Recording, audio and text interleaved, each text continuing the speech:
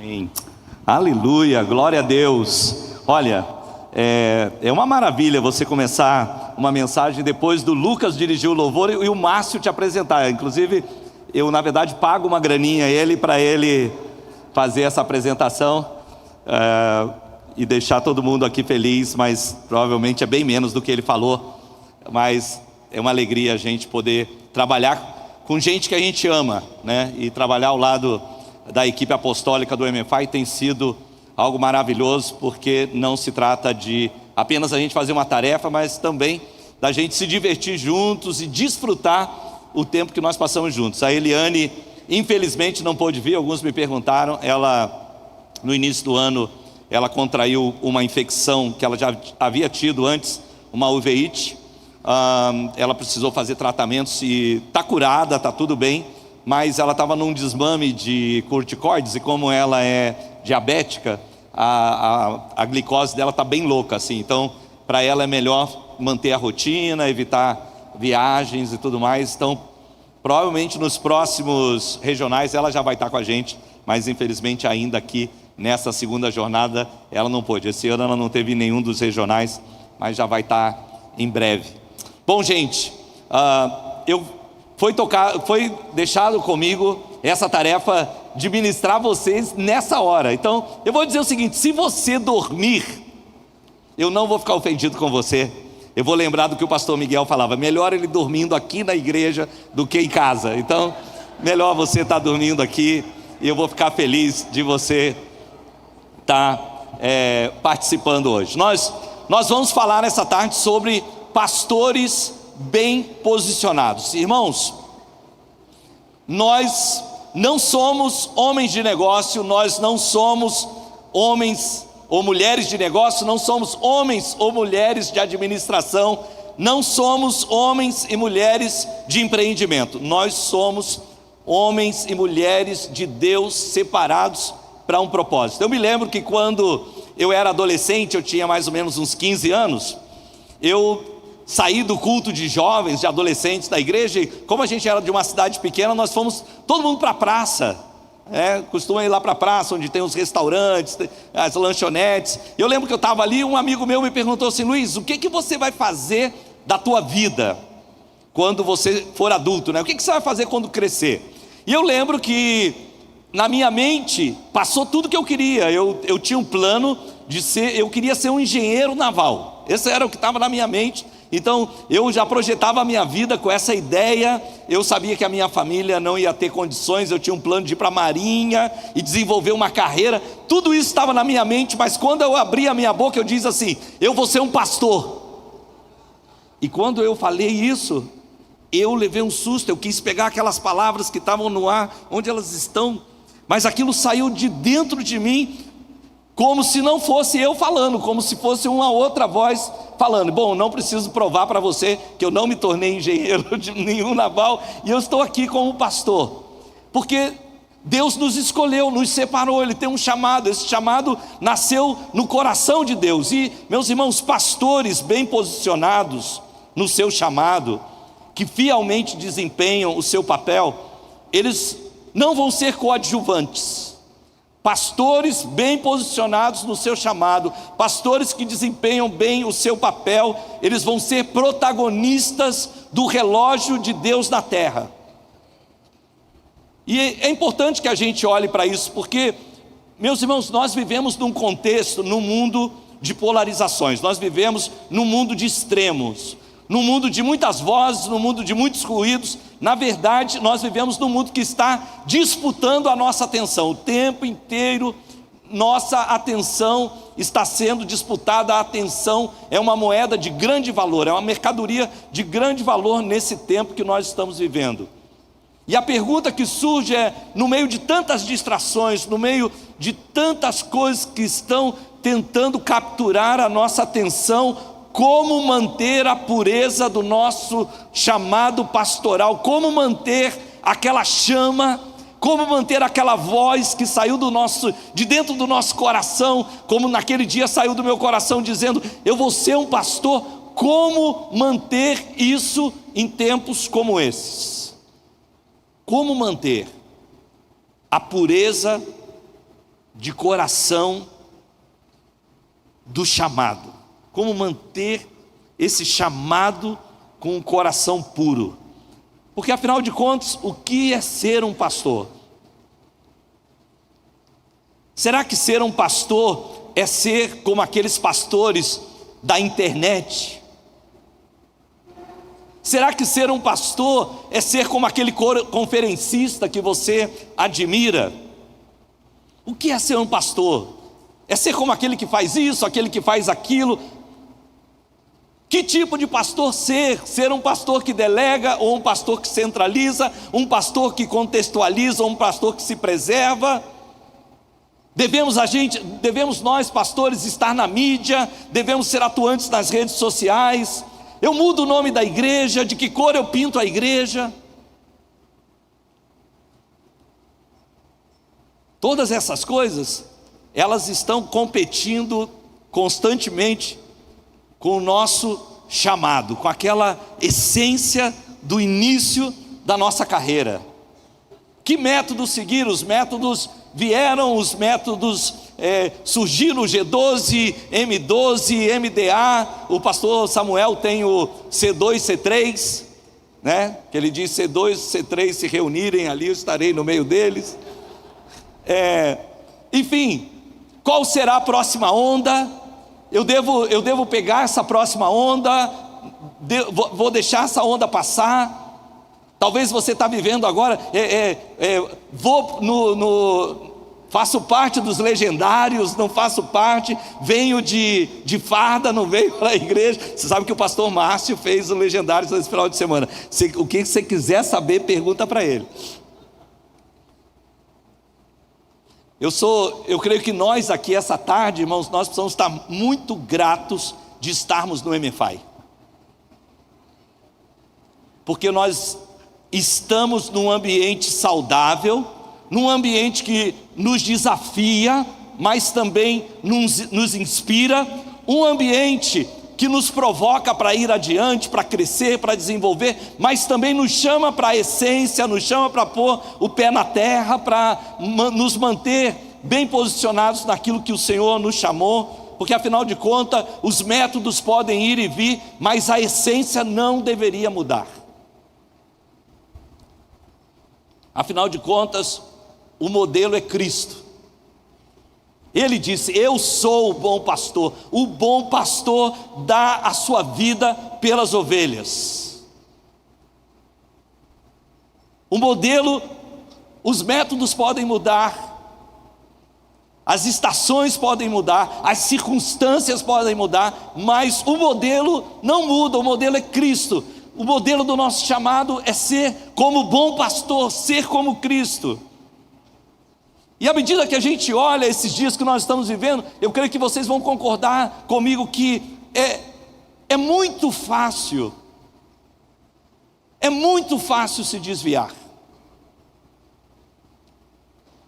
É muito fácil nós pastores começarmos bem a nossa carreira e terminarmos muito distante do lugar onde nós fomos chamados. E é por isso que nós precisamos cuidar para manter o coração pastoral no lugar certo. Por isso que nós precisamos decidir, e eu creio que essa conferência, ela está nos provocando a isso, ela está ali nos cutucando a isso, para que nós sejamos pastores bem posicionados, pastores que preservam a essência do chamado. Eu quero preservar essa voz que surgiu dentro de mim. Essa voz não surgiu porque tinha um salário, essa voz não surgiu porque tinha uma igreja para cuidar, essa voz não surgiu porque tinha uma estrutura, não havia nada quando essa voz surgiu, mas quando eu abri a minha boca para dizer os meus planos, o que saiu dos meus lábios foram os planos de Deus, e eu quero completar minha carreira nos planos de Deus. E eu queria hoje caminhar com você num episódio bíblico que para mim expressa muito daquilo que nós estamos vivendo, claro, dentro do contexto bíblico, mas nós podemos contextualizar para os dias atuais, mas que revelam muito o que eu e você, como pastores e pastoras que estão aqui, precisamos manter para sermos pastores bem posicionados no nosso chamado? Se você pode, abra a tua Bíblia comigo em Atos capítulo 6, e nós vamos ler dos versículos 1 até 7, e você vai ver que, enquanto nós lemos esse trecho das Escrituras, nós vamos encontrar que bem ali no meio, bem o recheio dessa história, tem um grupo decidido a preservar o seu coração. E eu quero crer, essa tarde eu quero declarar que esse grupo também está refletido aqui no nosso meio, amém?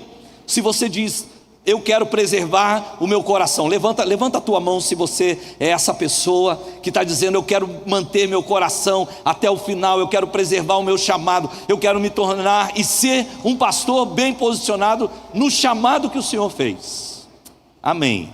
Vamos lá, Atos 6, de 1 a 7, ora, naqueles dias, multiplicando-se o número de discípulos, preste atenção nisso, naqueles dias, multiplicando-se o número de discípulos, houve murmuração dos helenistas contra os hebreus, porque as viúvas deles estavam sendo esquecidas na distribuição diária. Então os 12 convocaram a comunidade dos discípulos e disseram: não é razoável que nós abandonemos a palavra para servir às mesas.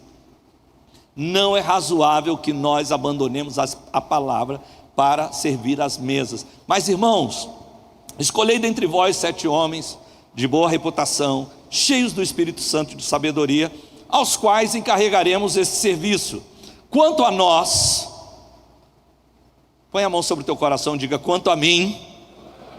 Então, quanto a nós, nos consagraremos à oração e ao ministério da palavra. O parecer agradou a toda a comunidade. Então eles elegeram a Estevão, homem de fé e cheio do Espírito Santo, Filipe, Prócoro, Nicanor, Timão, Pármenas e Nicolau, prosélito de Antioquia, e apresentaram-nos perante os apóstolos, e eles, orando, lhes impuseram a mão. E versículo 7 diz: crescia a palavra de Deus em Jerusalém, e se multiplicava o número de discípulos, também muitíssimos sacerdotes obedeciam à fé. Olha que interessante, esse texto começa dizendo que se multiplicavam os discípulos, ele se completa dizendo: se multiplicavam os discípulos, e no meio desse contexto nós vamos encontrar esses homens que decidiram manter o foco no chamado principal deles. E nós vamos ver através desse texto que pastores bem posicionados, a primeira coisa que esses homens e mulheres fazem, eles entendem o tempo e as estações onde eles estão vivendo. A Bíblia diz: ora, naqueles dias, multiplicando-se o número de discípulos, crescia, versículo 7, a palavra de Deus em Jerusalém, se multiplicava o número dos discípulos. Irmãos, esse texto tem muito a ver com a nossa realidade hoje do Brasil. Nós estamos vivendo um avivamento. Quantos concordam que o Brasil está passando por um avivamento? Irmãos, os estrangeiros dizem isso, o mundo inteiro diz isso. Talvez a gente não consiga perceber isso no nosso viver diário, ali na nossa situação micro, mas o mundo inteiro aponta o Brasil como um país em avivamento. O Brasil vive uma época importante. Eu me converti, na verdade, eu nasci numa igreja evangélica. Eu mal sei o dia que eu me converti. Eu sei que eu me converti, mas não sei quando. E eu cresci ali numa igreja, e eu me lembro que quando jovem, uma das coisas que a gente fazia era ficar esperando ansiosamente o lançamento do LP dos Vencedores por Cristo. Alguém sabe o que é isso? Levanta a mão, levanta a mão. Você é velho pra caramba, você é muito velho. A gente esperava, porque era o que tinha. E olha, na minha cidade tinha uma livraria evangélica, e o cara comprava 3 LPs. Então quem chegava primeiro, comprava aquele LP. E eu lembro que nós então fazíamos pirataria gospel. LP, você não sabe porque você é da época do gramofone.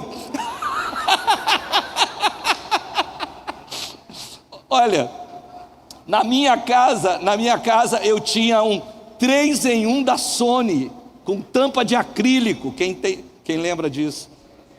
Quem tinha? Você era rico. Quem tinha um negócio desse tinha. Eu comprei milhares de prestações, e a gente botava o LP lá e gravava fitas cassetes para distribuir para todo mundo, porque era o que você tinha. Hoje em dia, meus irmãos, tem música. Tem tanta música crente, que tem até música crente que não presta, que não dá nem para ouvir. É verdade. Irmãos, você liga a televisão, se você ligar a televisão aberta, é pastor falando um atrás do outro, de vez em quando um padre também, mas está lá o tempo inteiro. O Brasil é um país totalmente evangelizado, e nós estamos vivendo tempos de avivamento. Quanto mais nós nos aproximamos do fim, mais nós vamos viver esse tempo de semeadura, tempos de campos brancos. Mas preste atenção, e talvez isso que eu vou te dizer é importante, porque pode ser que você esteja aqui essa tarde tão aflito quanto eu, porque eu entro na internet e eu começo a ver os estilos de pastores.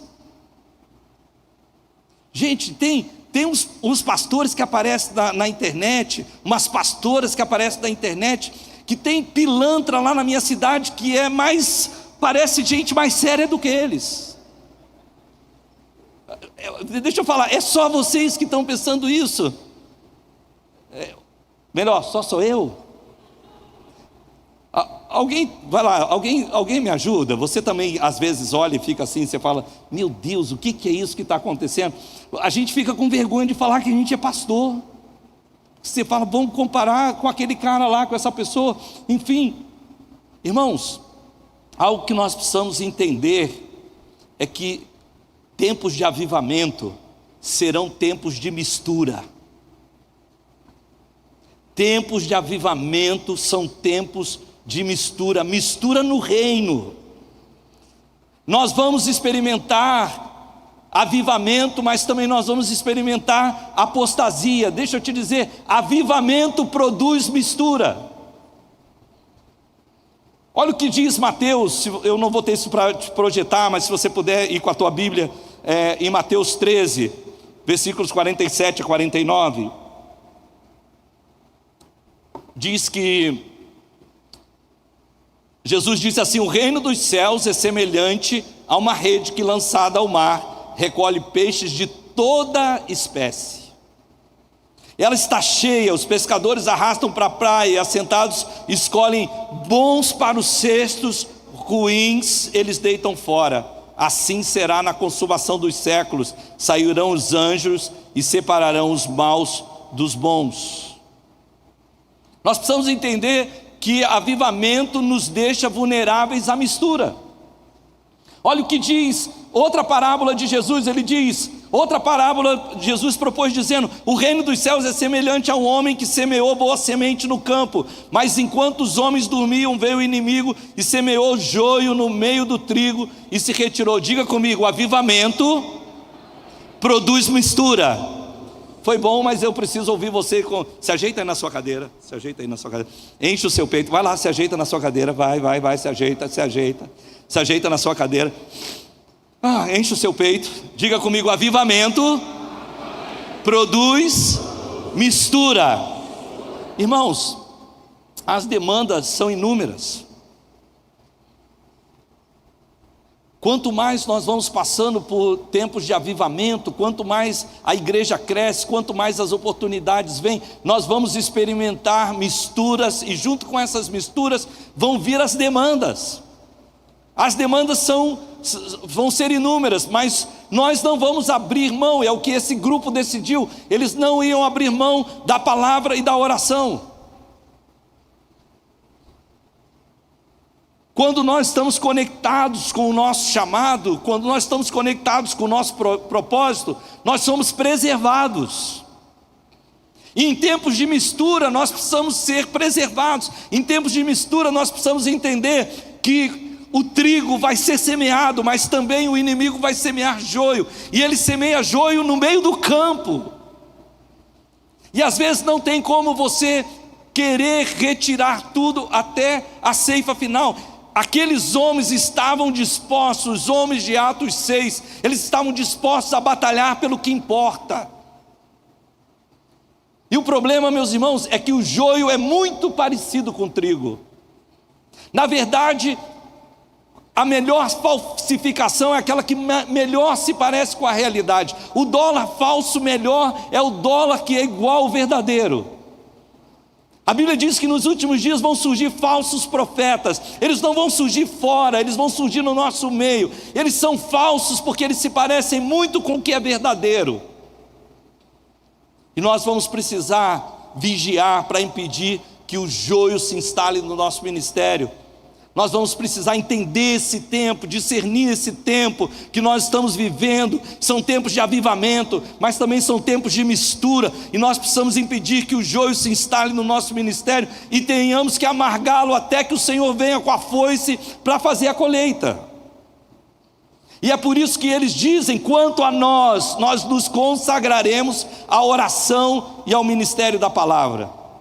Os apóstolos, eles estavam atentos para não serem removidos do lugar mais importante.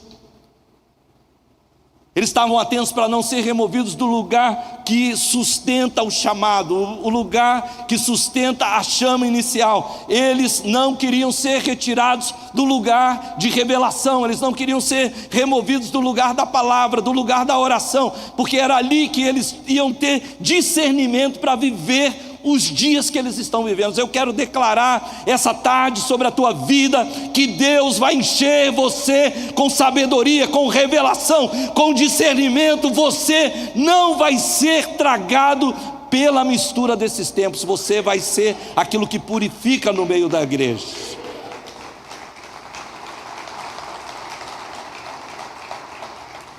A segunda coisa que nós precisamos fazer como pastores bem posicionados é entender as pessoas e a cultura que nós ministramos. Olha o que diz, a Bíblia diz que naqueles dias, multiplicando-se o número dos discípulos, houve murmuração.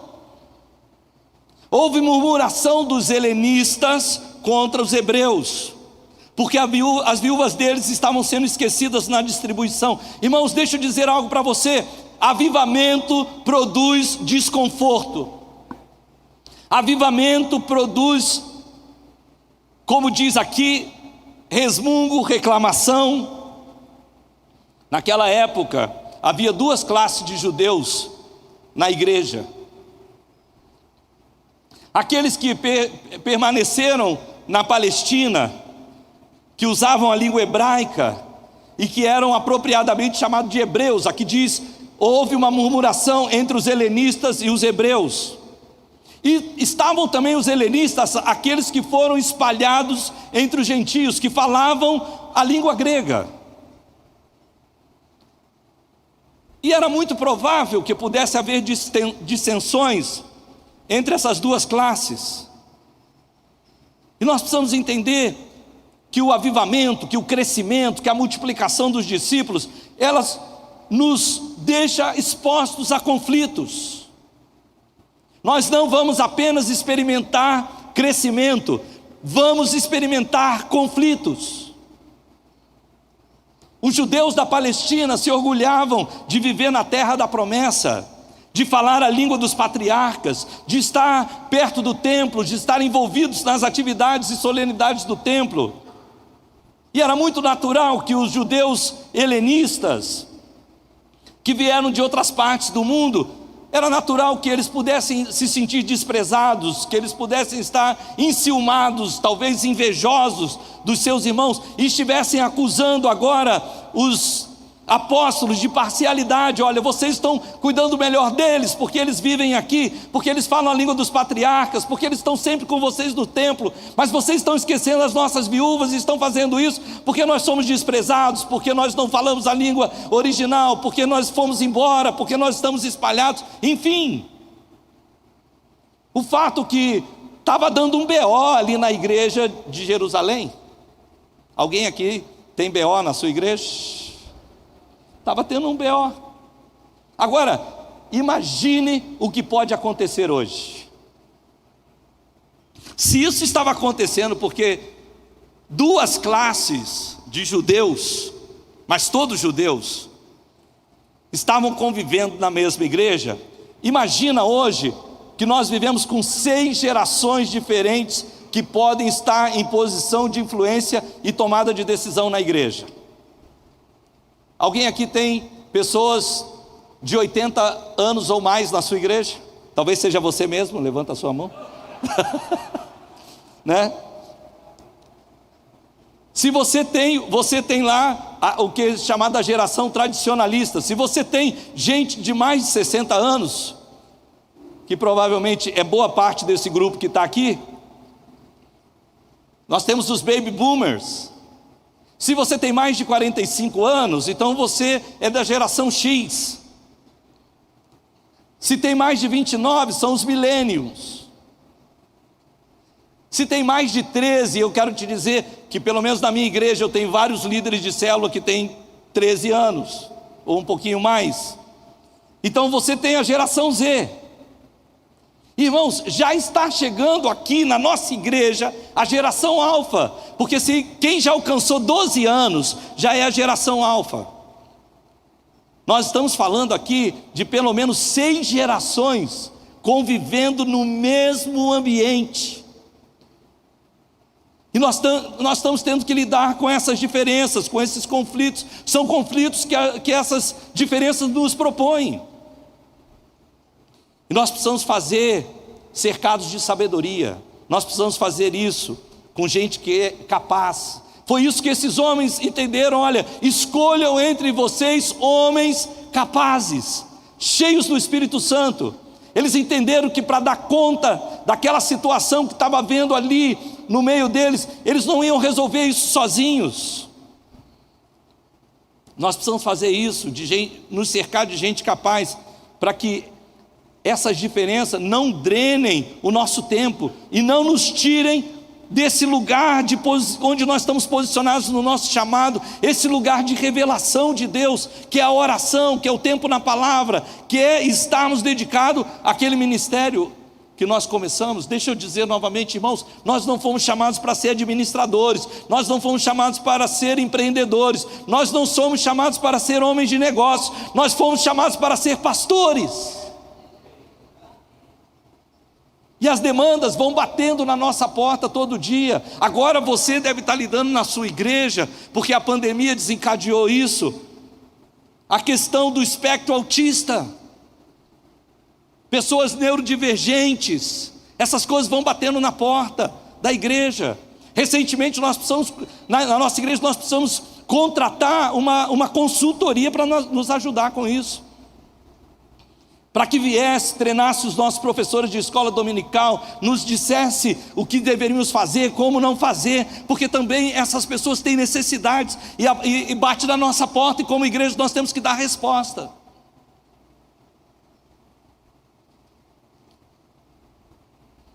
Nós precisamos aprender a lidar com as diferenças e conflitos, e eles não deveriam nos tirar do lugar de direção de Deus para nós.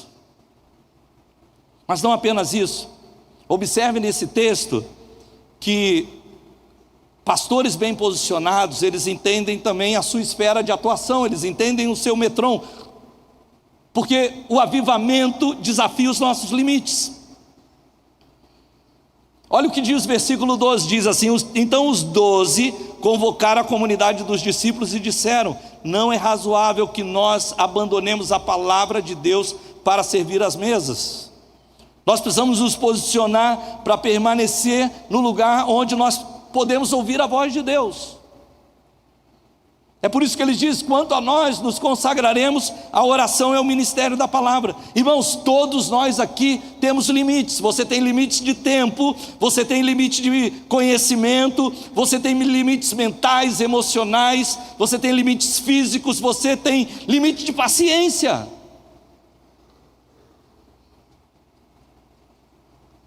No MFI de 2023, o Nacional de 2023, quantos estiveram no Nacional de 2023? Foi feito lá na igreja que eu pastoreio. Eu não estava porque eu tive um piripaque no coração, né? Quantos lembram disso, né? Então eu tive um piripaque no coração. E sabe por que eu tive um piripaque no coração? Porque já tinha mais de 2 anos que eu não tirava férias. Na verdade, eu estava desafiando meus limites, eu estava ali pensando, sabe quando você pensa que se você sair, alguma coisa vai desandar?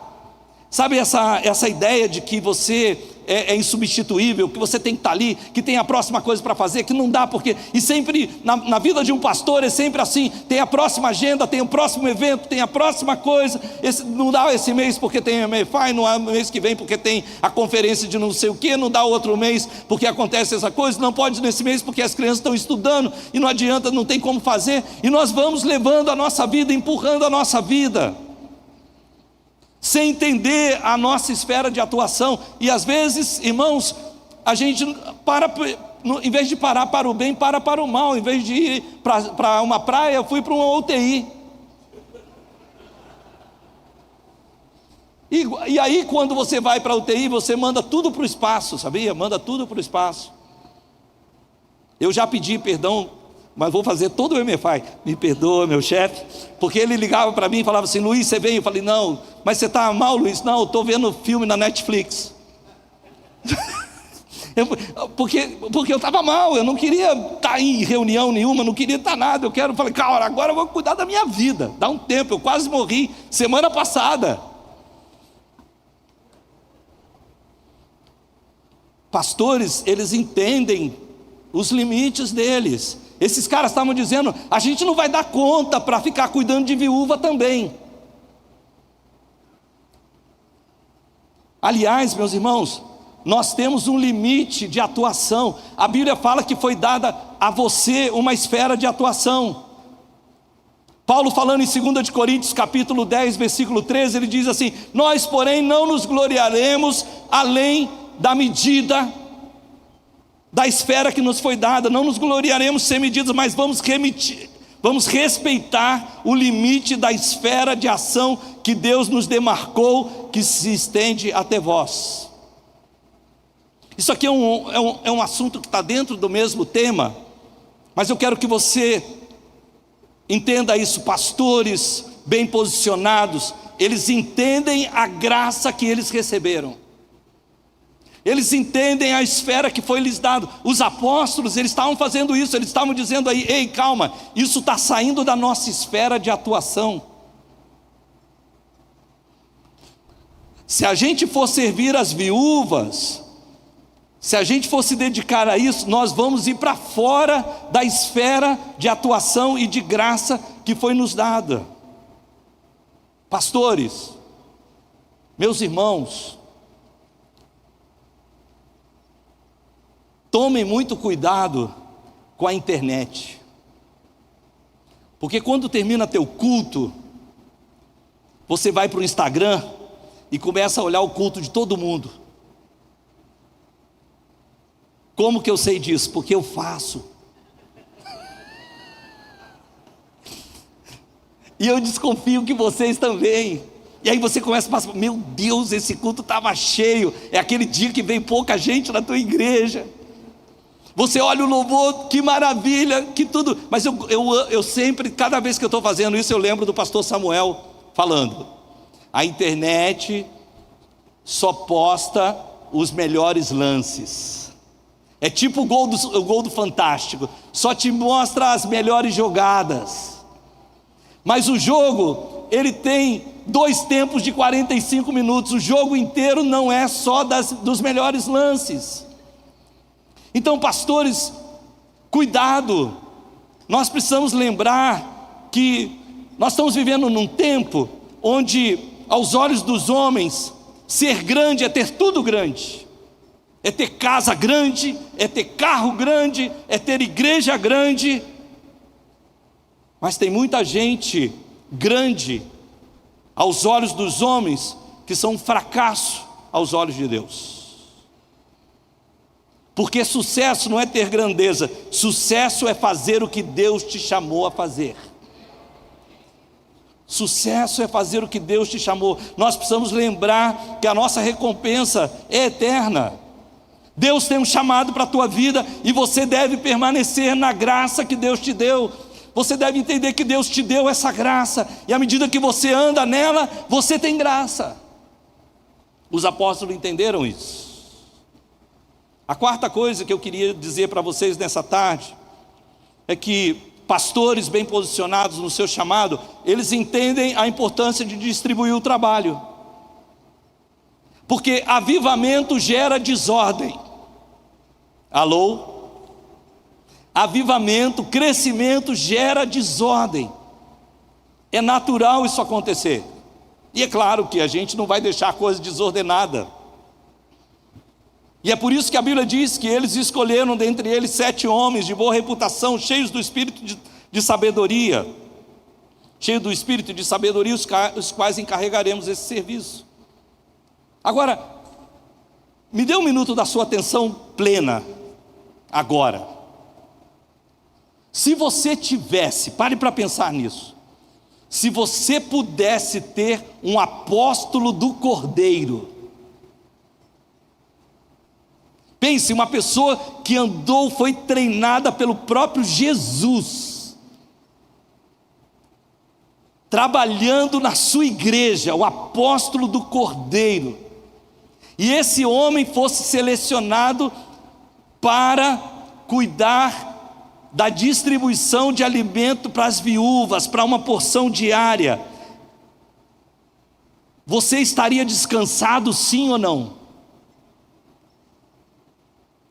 Pare para pensar nisso. Se você tivesse na sua equipe uma pessoa que foi treinada por Jesus, você fala: olha, fulano, você vai ficar cuidando da distribuição de alimento para as viúvas, você ia ficar descansado, sim ou não? Deveria ficar descansado, só que não, porque se tivesse dado certo, não tinha reclamação, porque até esse momento quem estava cuidando da distribuição da porção das viúvas eram os apóstolos do Cordeiro, gente, e estava dando BO, tinha viúva reclamando, tinha gente batendo na porta. Se tivesse dando tudo certo, não tinha ninguém reclamando. Sabe por quê? Porque às vezes, pessoas muito capacitadas sendo subutilizadas, elas causam mais problemas do que soluções. E o crescimento exige maneiras novas de administrar. Às vezes tem coisa que você, pastor, está fazendo, que deveria ter um irmãozinho lá da igreja que está fazendo. Ele parece menos capacitado que você e vai fazer bem melhor. Vai fazer bem melhor que você. Era muita areia para esse caminhão, esses caras não eram para fazer esse trabalho, eles precisaram ter que escolher outros homens, pessoas de fé, pessoas cheias do Espírito Santo, cheias de sabedoria, sim, mas que não eram os apóstolos do Cordeiro, que não foram treinados por Jesus. Pode ser, meus irmãos, que os apóstolos, eles estivessem relutantes em colocar outras pessoas para esse serviço, por pensar que as pessoas não fossem tão qualificadas como eles para o serviço. Alô, pastores, põe a mão no teu coração aí, porque isso vai te ajudar a prestar atenção em mim. Será que tem alguém que você está dizendo, ou alguma tarefa que você está dizendo que você não pode dar para alguém, porque você acha que se você entregar para essa pessoa não vai fazer tão bem feito quanto você? Avivamento exige uma nova maneira de administrar. Às vezes, nós, os pastores, nos tornamos limitadores do crescimento em função de não confiar nos outros, em função de não confiar que eles possam fazer tão bem quanto nós mesmos.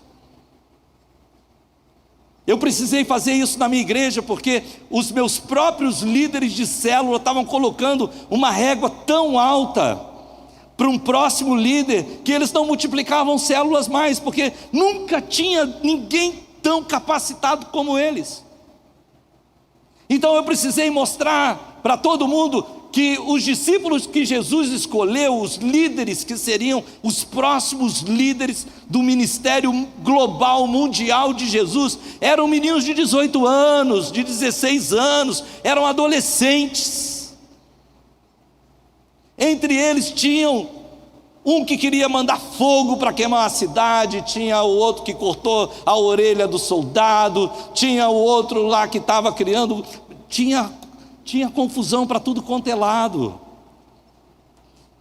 A gente só vai administrar o crescimento se nós confiarmos em pessoas, se nós permitirmos que as pessoas falhem, se nós permitirmos que elas cresçam.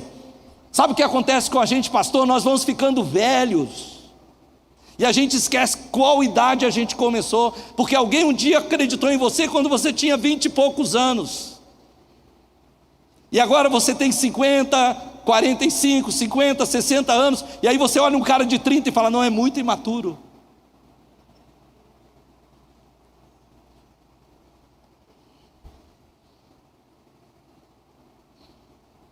Às vezes a coisa é tão séria, que a gente prefere fazer, porque selecionar e treinar dá mais trabalho. É pior o que eu estou falando agora. Às vezes a gente não quer delegar, porque a gente fala, não, mas se eu fizer isso, não adianta, depois vou ter que corrigir, vou ter que fazer de novo, vou ter que ir lá arrumar. Eu faço logo, é mais fácil, dá menos trabalho. E é verdade, dá menos trabalho, mas não é o modelo bíblico. Porque pode ser que entre esses que você selecione, esteja um Estevão. Pode ser que entre esses que você selecione, esteja um Felipe.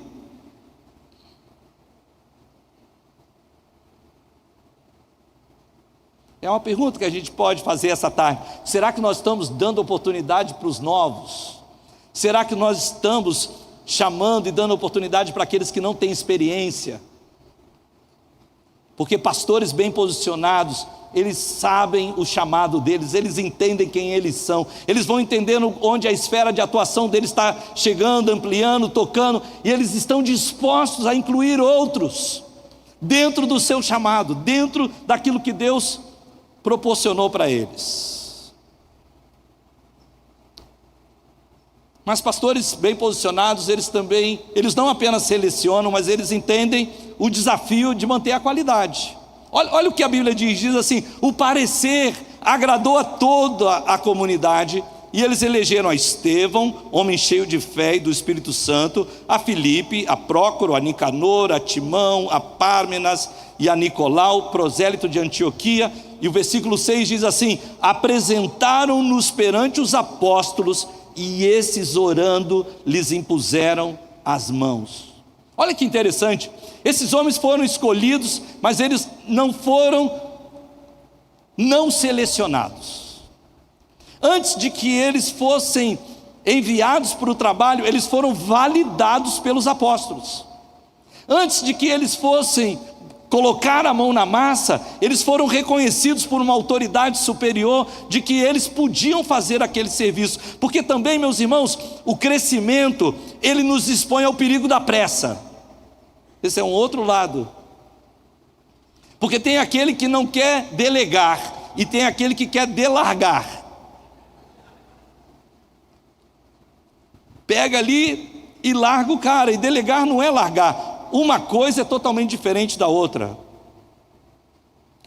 Delegar tampouco significa não significa não selecionar. Então, você seleciona, mas você também ativa aquelas pessoas, você também valida aquelas pessoas.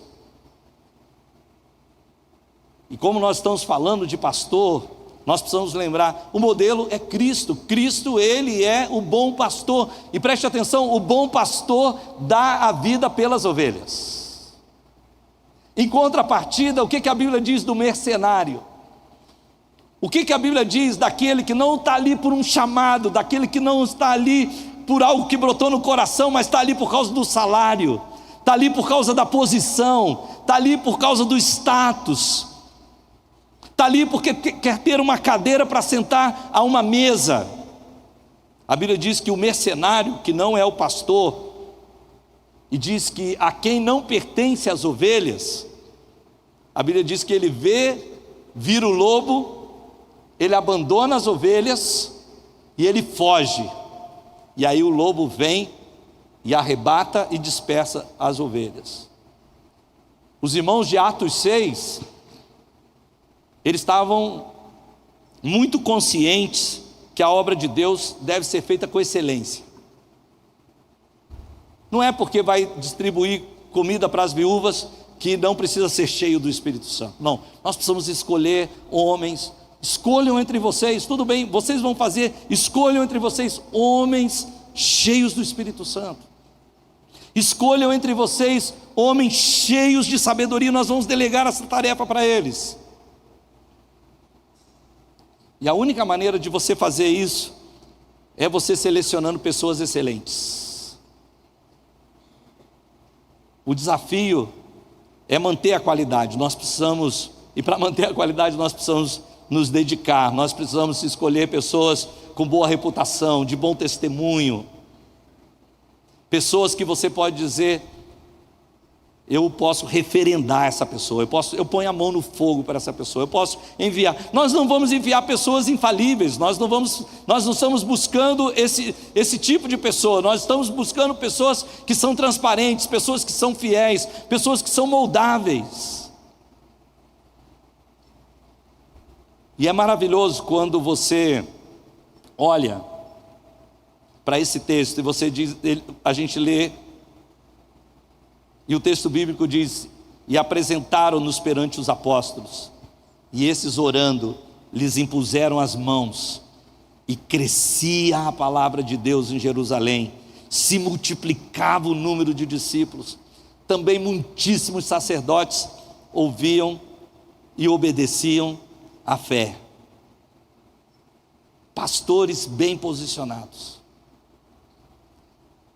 Pastores bem posicionados, eles entendem a essência do seu chamado.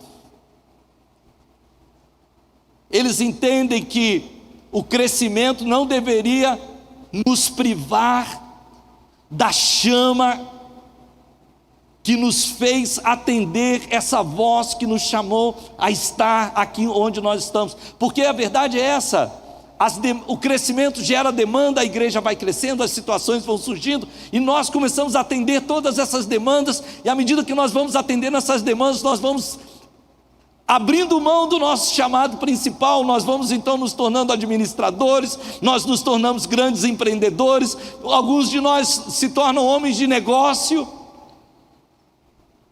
e quando percebemos, nós fomos removidos daquele lugar, e foi nos tirado, que é o principal, digamos, a principal atenção que nós precisamos ter, foi nos tirado aquele coração do início. Sabe aquele coração? Porque ninguém aqui começou com um título. Todos vocês que estão aqui, vocês começaram voluntariamente. Vocês amaram a casa de Deus, vocês serviram a casa de Deus, vocês amaram servir o Senhor, vocês não se importaram se vocês tinham um título, se vocês tinham algum tipo de consagração, vocês fizeram porque vocês amaram o Senhor. Eu quero dizer algo que um dia, num tempo de oração, Deus falou para mim, e eu creio que o que Deus falou para mim pertence a vocês também. Um dia eu estava em oração, o Senhor falou para mim assim: você amou tanto a minha casa. Isso me fez lembrar, eu adolescente na igreja, meu tempo, eu não fui para a igreja sempre para servir, eu fui às vezes para encontrar amigos, eu fui para jogar ping-pong, eu fui para uma atividade, para um acampamento, mas cada tempo eu mais amava a igreja. E um dia o Senhor falou: você amou tanto a minha casa que eu te dei ela para você cuidar.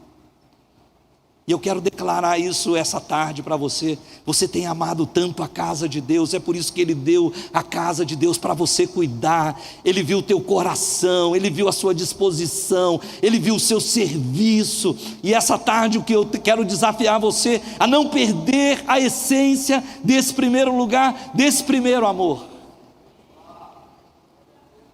Os pastores de Belém tiveram uma revelação sobrenatural.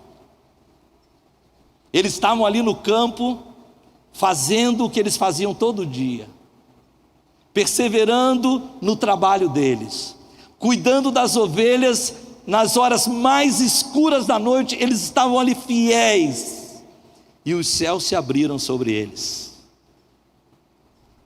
e eles receberam informação privilegiada de que o Salvador do mundo tinha nascido em Belém. Eles ouviram corais angelicais, e eu quero declarar isso essa tarde sobre a tua vida. Quando você está posicionado lá no lugar que você está, cuidando das tuas ovelhas, mesmo nas horas mais escuras da noite, os céus também vão se abrir sobre a tua vida. Deus também vai te colocar como protagonista da história. Deus vai te dar a revelação que você precisa, para o momento certo, para a hora certa. Você vai participar dos momentos mais estratégicos da história, na sua cidade, na sua igreja, na região que você está, no plano de Deus, dentro do calendário de Deus. Você vai estar ali na hora certa, no momento certo, porque você permaneceu no seu chamado. Eu quero orar por você essa tarde. Eu quero mais do que isso, eu quero orar junto com você, porque eu também sinto essa atração fatal. Eu sinto muitas vezes esse ímã que está me puxando, e é engraçado que sempre te tira das coisas mais importantes. Às vezes parece que nada pode esperar, mas a oração pode esperar, o tempo com Deus pode esperar, a palavra pode esperar, o nosso chamado pode esperar. A gente tem tanta coisa para atender. E aí a gente encontra aqui, no início no início da história da igreja em Atos,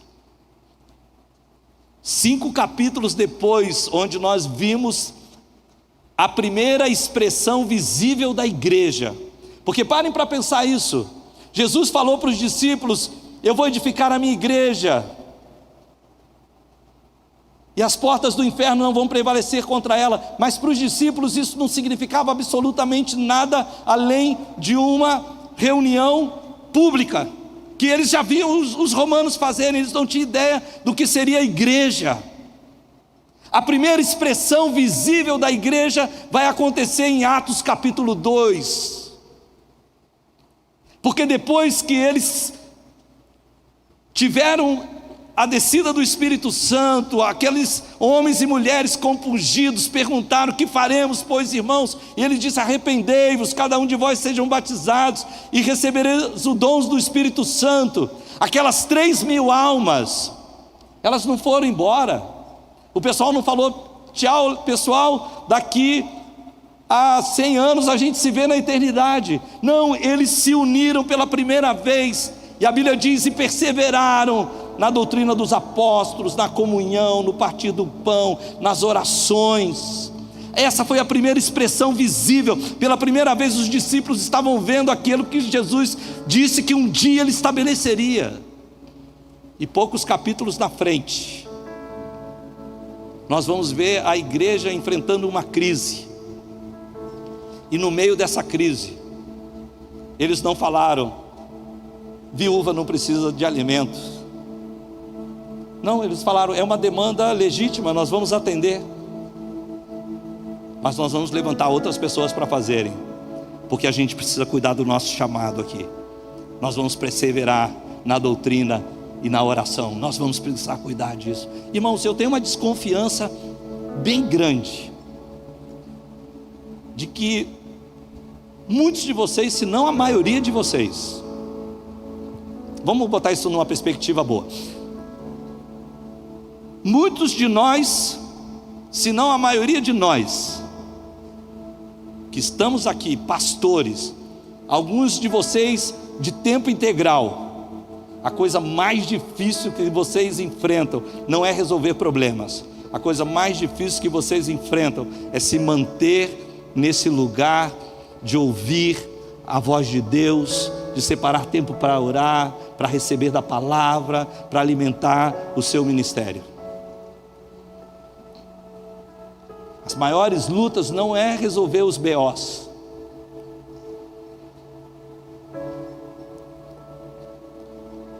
O maior BO é Bíblia e oração. BO.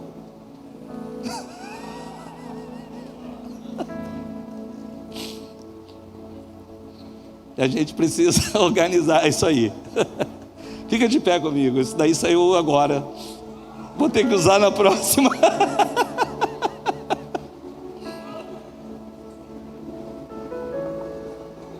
Dá até para cantar aquela musiquinha, leia a Bíblia e faça a oração.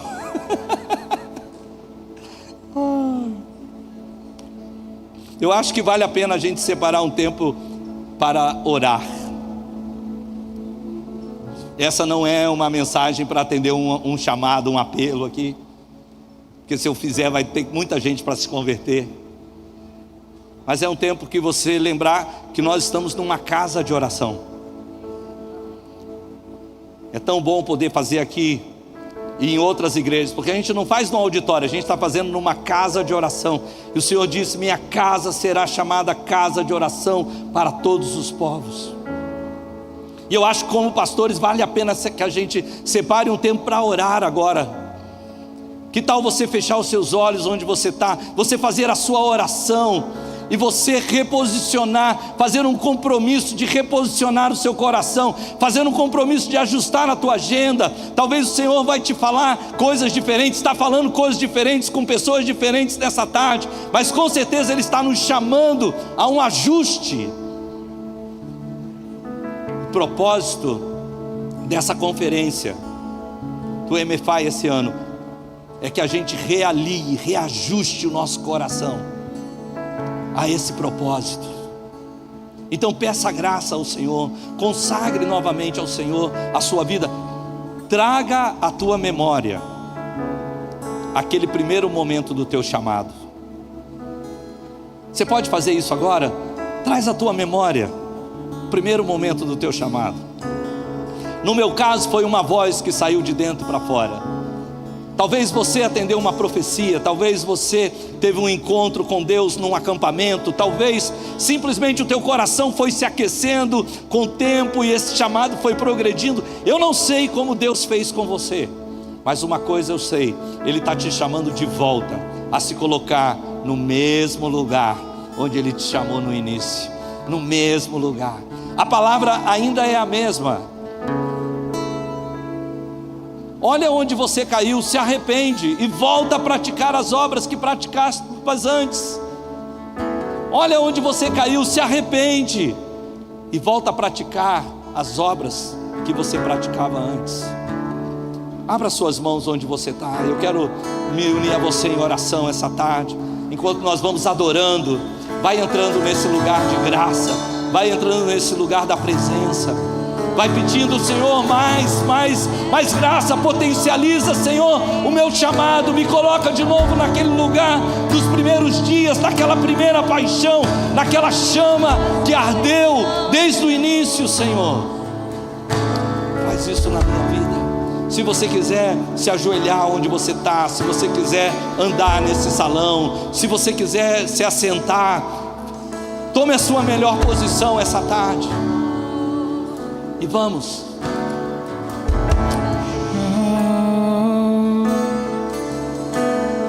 Os meus olhos viram a salvação,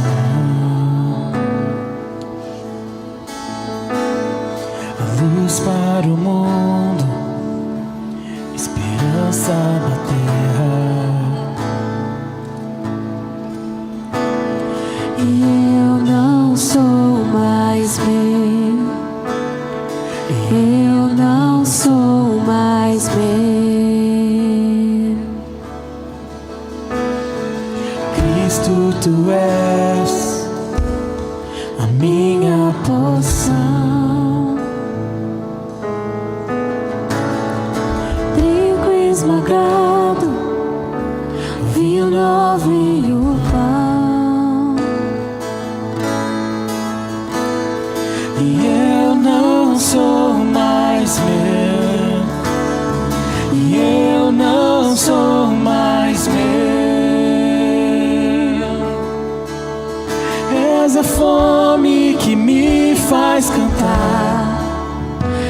És a sede que me faz beber, és o nome que escuto ao deitar, e o olhar que vejo ao amanhecer. E essa é minha promessa, eu gastarei minha vida pra te coroar.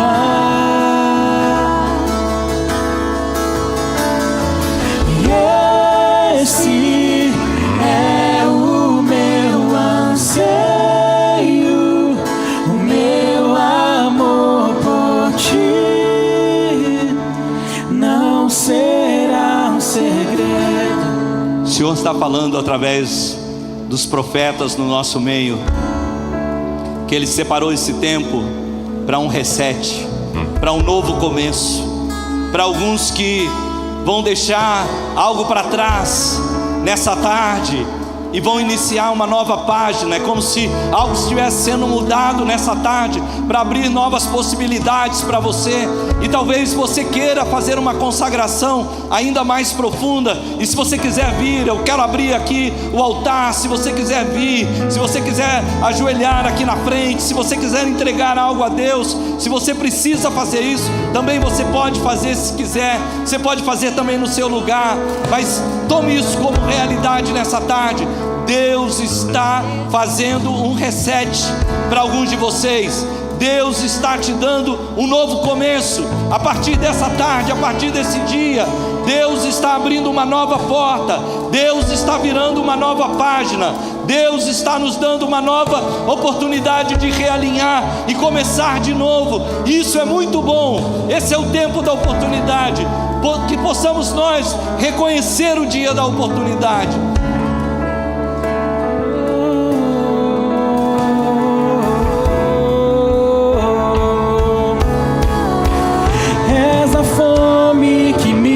Faz cantar, és a sede que me faz beber, és o nome que escuto ao deitar, e o olhar que vejo ao amanhecer. És a fome que me faz cantar, és a sede que me faz beber, és o nome que escuto ao deitar, e o olhar que vejo ao amanhecer. E essa é minha promessa, eu gastarei minha vida pra te coroar.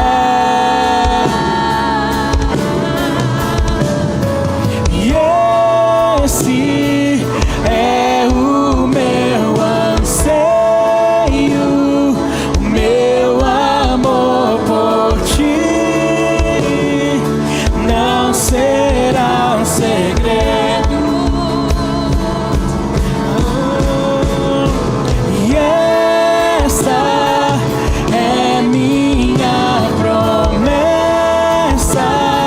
eu gastarei minha vida pra te coroar.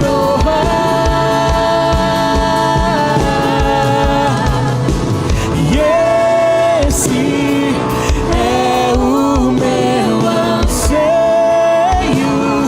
o meu amor por ti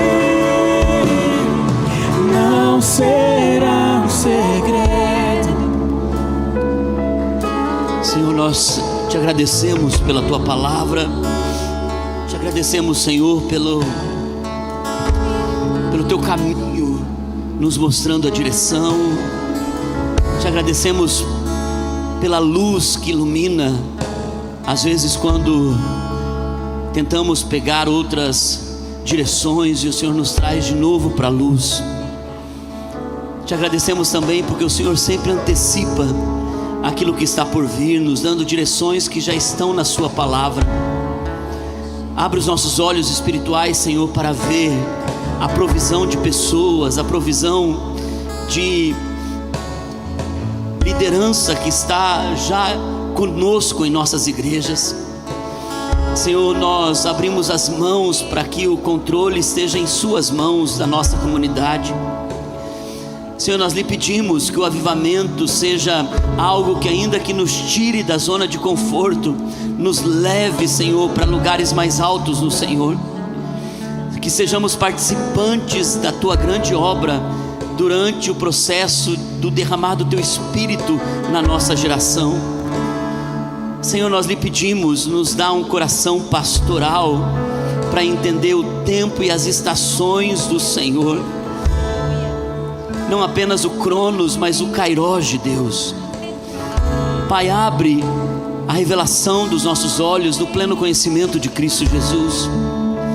Espírito Santo, sela nossa mente com uma visão da eternidade. Nós te pedimos em nome de Jesus. Amém, amém e amém. Amém. Gente, como é importante a gente estar atento ao que o Espírito está querendo falar conosco. Eu sinto que o Senhor está nos entregando coisas espirituais durante esse tempo, e Ele vai trazer uma graça para você tomar decisões quando você voltar para a sua comunidade, para você encontrar pessoas certas, para você participar do movimento de Deus lá na sua igreja.